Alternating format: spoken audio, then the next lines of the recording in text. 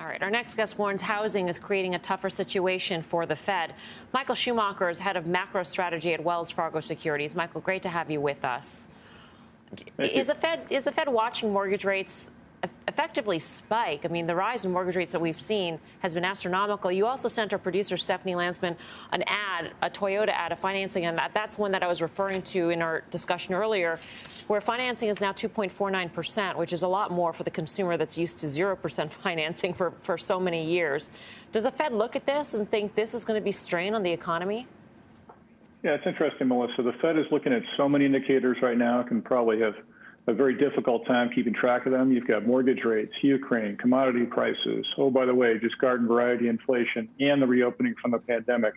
It's extremely difficult to track all these things and interrelate them. So I think from the Fed's perspective, and Chairman Powell has acknowledged this, the big dose of humility for the Fed and for all of us in the market is what's needed. So very, very tough to plot a single path forward.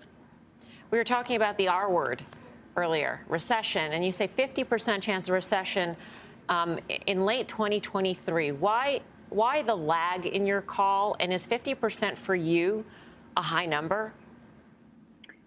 I think the idea of having a soft landing was always going to be really challenging. And when you think about the additional, I hate to call it a wrinkle, but complication of the Russia invasion over the last month and the surge in commodity prices, it makes it super difficult for the Fed to calibrate. So thinking about it pretty simply today, inflation 8% round numbers over the last year, unemployment really low, interest rates going up a bunch.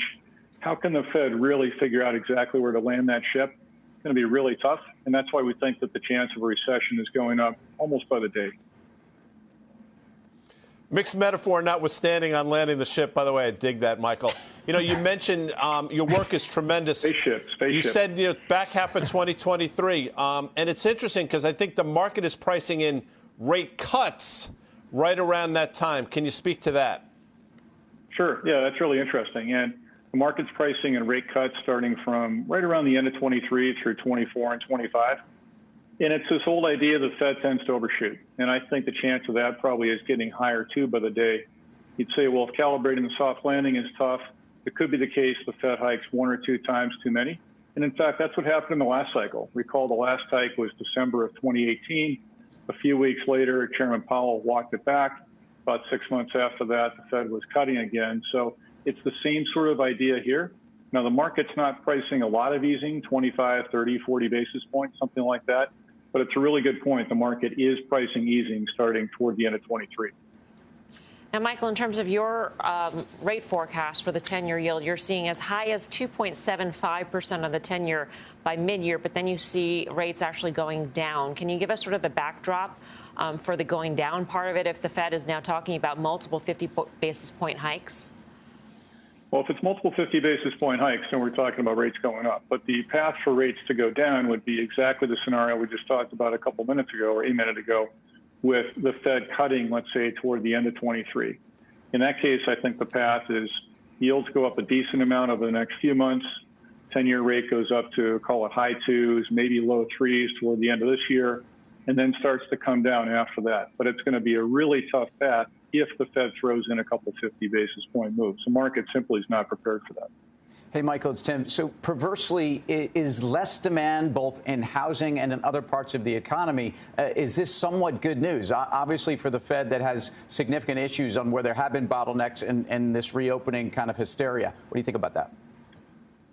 Yeah, it really is the point of tightening for the Fed. So when you consider why does the Fed tighten, it's not because it wants to be a bunch of bad people. The Fed really does want to cut demand. So far, it's only done the 125 basis point hike. It's talked up a lot of additional hikes and other fun things, but the Fed does want to take demand down. So as we see a reduction, whether it's in housing or other areas, that's the Fed's goal. Now, the speed and the magnitude, that's a different question. Can the Fed really pull that off? But as far as the direction, that's how the Fed does want it to go. So that is good news. So, Michael, last question here. You say the chance of recession rises each and every day. If the Fed actually front loads the rate hikes, does that chance get lessened? I mean, does it rise by a smaller increment every single day? Is there a way for the Fed to actually avert that outcome? There's not a really great path for the Fed to try and limit recession risk. As far as going big, going early, so going 50 basis points in May, another 50 basis points pretty soon, would that really help? It might potentially cut the upside risk in inflation, but I don't know that it really changes the ultimate question of how do you calibrate all these issues that are coming together. No one, including the Fed, has seen inflation like this in the U.S. in 30 or 40 years. Pandemic, that's a once-in-a-century thing. On top of that, a shooting war. That's a lot to pull together. So does throwing in a 50 or two really change the calculation? I think it doesn't. Michael, thank you so much for joining us. We appreciate it. Thank you. All right, so it is different this time around, Steve. Yeah, but why wouldn't so the way I looked at the way Michael just left off with all the litany of things that are going on now is my reasoning for the Fed to sort of take the foot off the gas. But I could play both sides of it. The next downturn, they're going to need some ammo. They don't have any ammo right now. There's nothing to cut. So they're going to need to bolster that to create the cutting possibility. Hence the box we always talk about, Bonawyn. The Fed has created a box for itself, and now it's trapped. Yep. I mean, there's one path forward. That's higher rates, and that's a lighter balance sheet. And to Steve's point, they have to take those steps in order to give themselves some wiggle room. So if there is a risk, it is to them overshooting, but then being equipped with tools necessary to help abate risk.